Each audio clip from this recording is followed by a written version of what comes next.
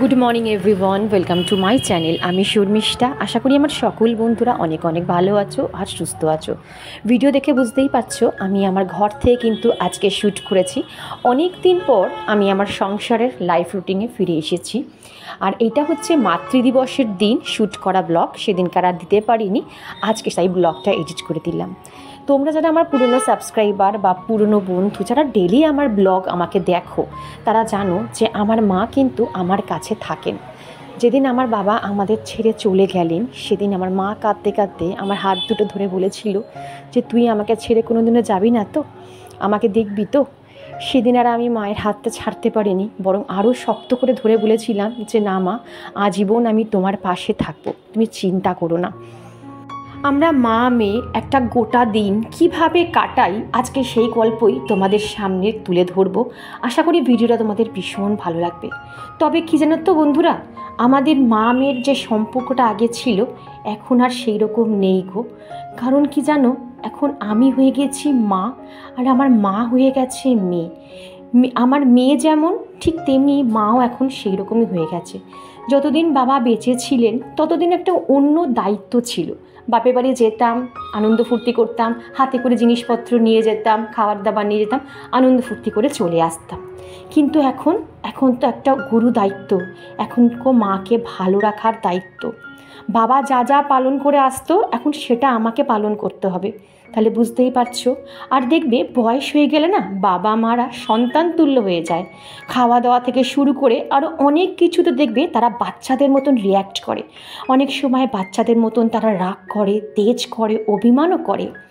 এত কিছু কিন্তু আমাকে মানিয়ে চলতে হয়। আমি যেমন মেয়েকেও বকা দিই, ঠিক তেমনি আমার মাকেও বকা দিই। যেমন আমার মেয়েকে আমি আবার কাছে টেনে নিই, ঠিক তেমনি আমার মাকে কিন্তু আবার আদর করে কাছে টেনে নিই।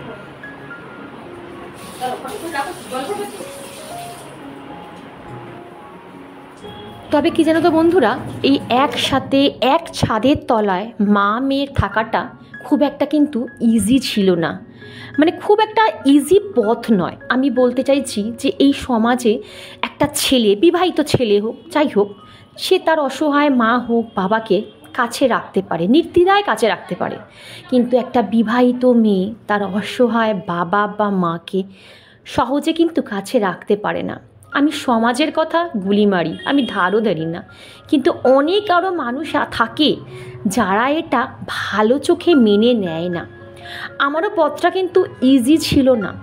অনেক অনেক বাধা এসছে, ঝড়ঝাপটা এসছে, প্রতিনিয়ত বাধা কাটিয়ে সেই সময় আমার মায়ের হাতটা শক্ত করে দাঁতে দাঁত চিপে রেখে দিয়েছিলাম। আর আমার একটা হাত শক্ত করে কে ধরে রেখেছিল জানো? আমার রক্ষাকর্তা, মানে আমার স্বামী। তিনি না থাকলে আজ হয়তো এই দিনটা অসম্ভব ছিল। যাক, সেই সব কথা। আমরা না অনেক সময় একটা মানুষের ওপরের জীবনযাত্রা দেখে ভাবি এর লাইফটার কোনো স্ট্রাগল নেই, এই লাইফটা খুব ইজি লাইফ। কিন্তু বিশ্বাস করো, বাইরে থেকে যেটা দেখো না সেটা ঠিক নয়। প্রতিনিয়ত না একটা মানুষকে কিন্তু স্ট্রাগল করে চলতে হয়। যাই হোক বন্ধুরা, অনেক কথা তোমাদের সাথে শেয়ার করে নিলাম। তো আজকে হচ্ছে ডিজিটাল দুনিয়ায় মাদার্স ডে, মানে আজকের দিনে মায়ের প্রতি ভালোবাসা সোশ্যাল মিডিয়াতে দেখানোর দিন। আসলে আমরা যারা 90s-এর আগে জন্মেছি বা আমাদের মা, ঠাকুমা, দিদিমা, এরা কখনোই বাপকালে শোনেনি যে আজ হচ্ছে মাদার্স ডে, আজ হচ্ছে ফাদার্স ডে। আজকে একটা সেলিব্রেট করার দিন, বা আজকে মাকে স্পেশাল কিছু গিফট করার দিন। শুধু ফেসবুকে পোস্ট করলেই কিন্তু মা বাবার প্রতি দায়িত্ব কর্তব্য পালন করা যায় না বন্ধুরা, এটা আমার মনে হয়। আমরা বিয়ের আগে যখন টিউশন করতাম, সেই টিউশনের পয়সা পেয়ে ছোট্ট ছোট্ট জিনিস মা বা বাবার জন্য নিয়ে আসতাম, তাতেই তারা খুব খুশি হতো। কোনো দামি দামি উপহার কোনো দিনও দিতে পারিনি, এখনও দিতে পারি না, সত্যি কথা বলছি। তবে কি জানো তো বন্ধুরা, আমার মনে হয় বাবা মা সন্তানের কাছে দামি উপহার, শাড়ি, গয়না এগুলো চায় না। তারা তিনটে জিনিস সন্তানের কাছে চায়। এক হচ্ছে ভালোবাসা, একটু যত্নশীলতা, তারা চায় যেন তাদের প্রতি একটু যত্নশীল হয়। আর 3 হচ্ছে সময়। তারা চায় 24 ঘন্টার মধ্যে কিছুটা সময় যেন তাদের জন্য বরাদ্দ থাকে। আর আমি চেষ্টা করি এই কিছু জিনিস মেনটেন করে চলার। এই মায়ের সাথে বসে এই গোপাল ভাঁড় হোক, কার্টুন একটু দেখার, একসাথে চা খাওয়া, একসাথে গার্ডেনিং করা, এইভাবেই আমাদের মা মেয়ের দিন বেশ চলে যায়। ঈশ্বরের কাছে প্রত্যেকটা দিন প্রার্থনা করি পৃথিবীর প্রত্যেকটা মা বাবার আয়ু যেন হাজার হাজার বছর হয়। বাবাকে হারিয়ে হাড়ে হাড়ে বুঝি এর কি কষ্ট, বা যারা আমার মতন তারা নিশ্চয়ই বুঝবে জিনিসটা।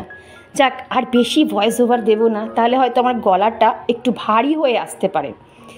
আশা করি তোমরা বুঝতে পারছো আমি কি বলতে চাইছি। দেখে বুঝতেই পারছো এখন সন্ধে হয়ে গেছে, আর সন্ধে মানে কি প্রায় 8টা বেজে গেছে। এখন আমি বেরোবো একটু ট্রাম ডিপোতে কিছু কেনাকাটির জন্য।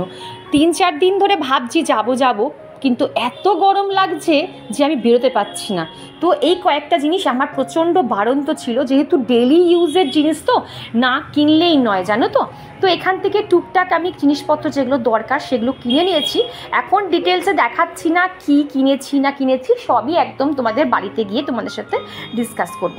আর কিছু নাইটি কেনার ছিল গরমের জন্য, তো সেই নাইটি কিনতেই এই মার্কেটটায় একটু ঢুকেছিলাম। এখান থেকে নাইটি আমি কিছু নিয়ে নিলাম, সেটা বাড়িতে গিয়ে দেখাবো। আর আমি হাজব্যান্ডকে বললাম একটু আমাকে ভিডিও করে দেবে।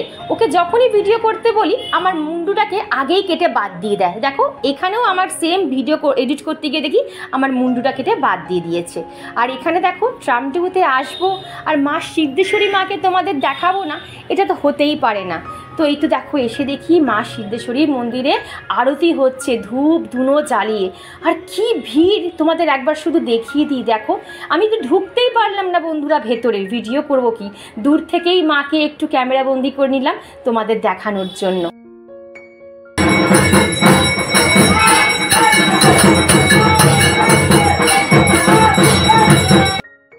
বাপরে বাপ, আর এখন ঘড়িতে বাজে 9:45। আমি জাস্ট নাও এলাম। আসলে দেরি হয়ে যাওয়ার কারণটা কি বলতো, আমি বেরিয়েছি 8:30টার সময়। কি হলো এখানটা, ও যাই হোক, আমি বেরিয়েছি 8:30টার সময়, দেরি হয়ে গেল।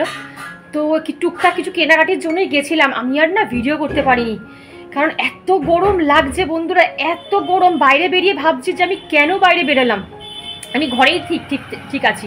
এরপর যদি কিছু না মানে দরকার পড়েও যায় আমার আর কিস, আমি আর বেরোবো না। শরীর কেমন লাগছিল, মনে হচ্ছিলো আমি পড়ে যাবো।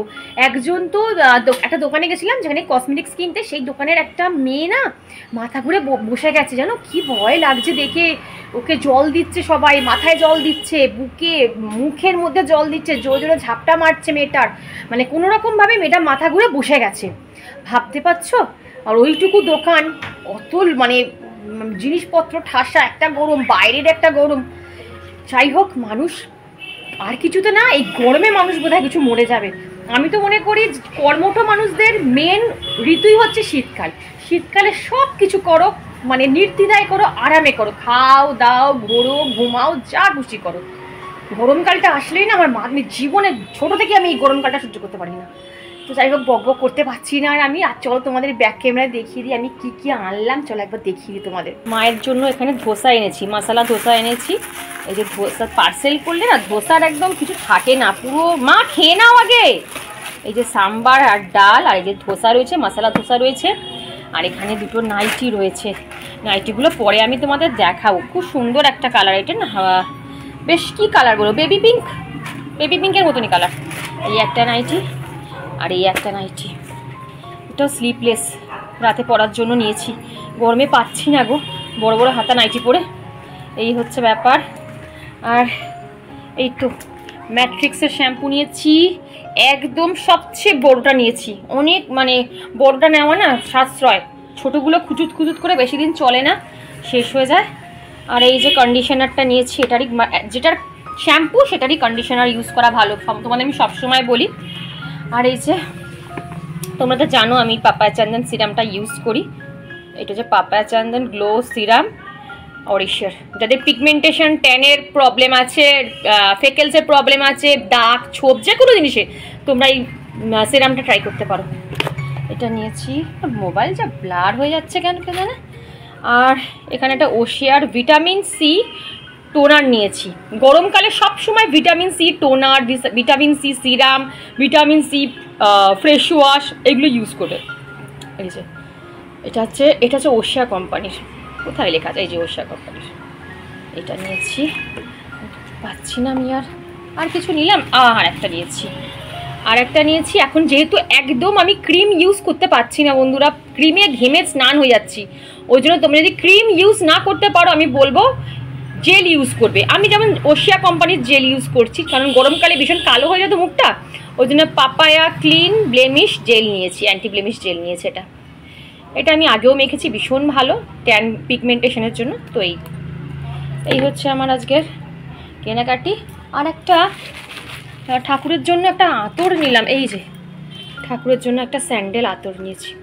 এটা ব্যাস, এই হচ্ছে আজকের শপিং।